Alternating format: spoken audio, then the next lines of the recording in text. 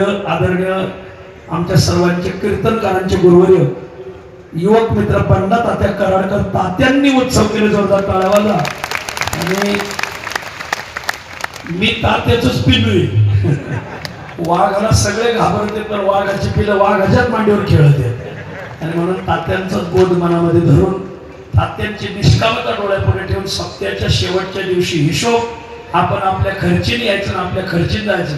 माझ्याकडे आज 30-35 हजार रुपये जमा झाले पाया पडायचे तर त्याची सुद्धा आपण पावती फाडून जायचं. 1 रुपया न्यायचा गाडी उभी करायची तात्यांसाठी काय कीर्तन झालं गाडीत बसायचं हा पळती झाडे पाहूया मामाच्या गावाला जाऊया असं गुरुवर्य तात्यांनी हे आम्हाला संस्कार लावले. आणि आम्हाला रोज 2 कीर्तन आहेत महाराज.